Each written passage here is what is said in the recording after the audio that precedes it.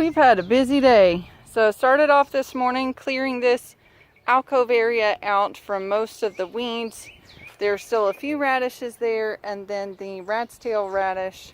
And then I planted the rest of this area in 3 different types of beans that I had soaked for a couple of days.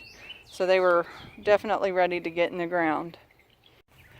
Then our friend Jacob came over for a little while, and we butchered 2 roosters. The one rooster that showed up, and the second rooster that was not the dominant. So now hopefully our flock will be a little bit happier, and we have some food for the freezer. And our friend Jacob got to take one home too. That's the best way to do it. If someone helps out, we want to try to give back. So we've got feathers in our new compost pit that we set up. It is outside the garden space. We decided we did want the chickens to be able to access it. So we are now starting this new area. This tree was a cherry tree that has died. So we figure we'll just let it compost with the rest of the stuff.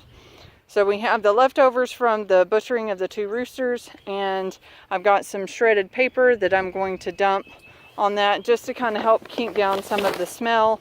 You can see there's already flies and such on the remains, but you know, they help break it down too.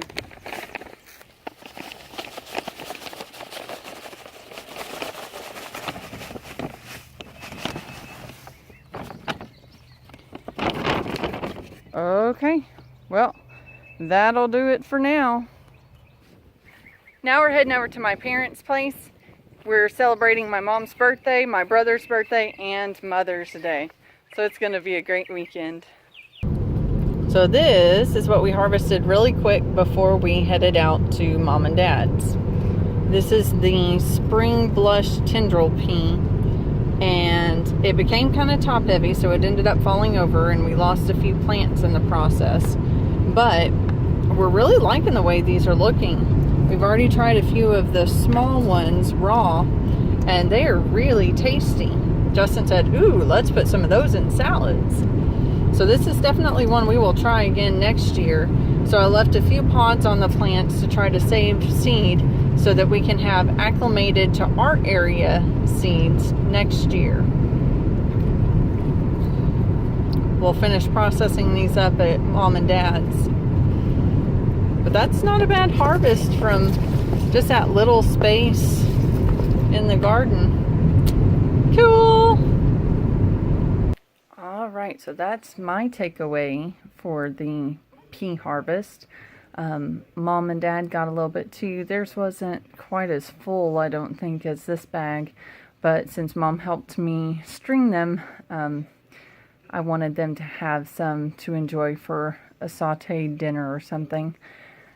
And they really weren't too horribly stringy, so we'll have to see how well our stringing method worked once we actually get to eating them. So hopefully our pea plants will produce some more and we'll get some more harvest, but if nothing else, I would say this is still successful for an experiment with this particular variety. Let me go show you something else that we are coming away from Mom and Dad's with this weekend. Here's our haul that we're taking home from Mom and Dad's.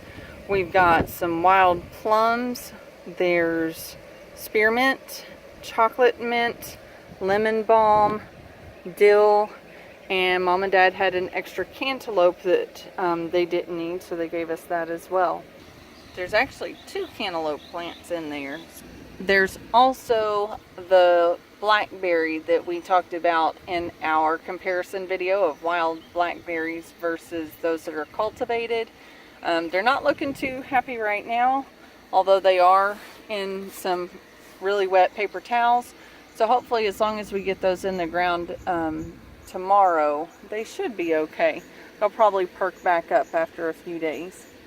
So now we have stuff to plant, and it was all free.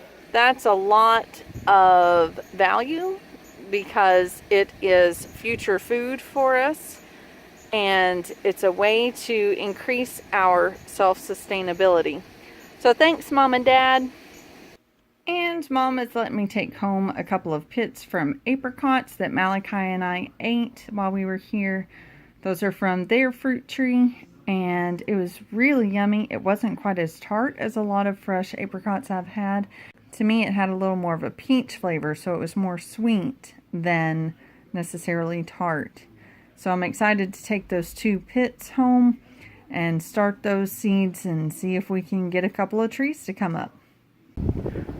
At some point, we also hope to take home some pomegranate bushes. There were a few that were offered to us about a year or 2 ago, but we were a little concerned that we wouldn't be able to get them in the ground quickly enough, and so now they're a little bit big for easy transplanting. So either we'll get some seeds, or maybe these will put off some shoots and we'll get some smaller shoots later. At some point, I plan to get some of this winter honeysuckle to take home with me, whether we decide to do some rooted versions or just wait till it puts out suckers and has a few plants coming up, because this one is the perfect nectar plant in the wintertime for honeybees. And this sign pretty much says it all. Never enough time. That's the way it feels with gardening and with homesteading, but we still pursue the dream. Y'all have a blessed day. Sure. Do you enjoy roaming around Granny and Grandpa's place? Malachi, look at Mama. Malachi! Well, I guess that's proving it. He likes to explore.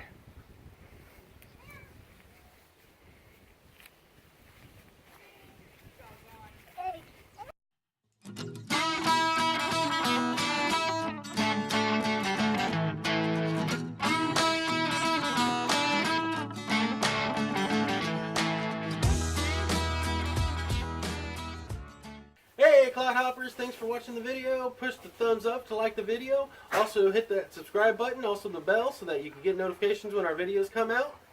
Check us out on our social media pages too. We have Facebook and Pinterest, and soon we'll have Instagram. The links are below. Bye, y'all! Bye! Good job.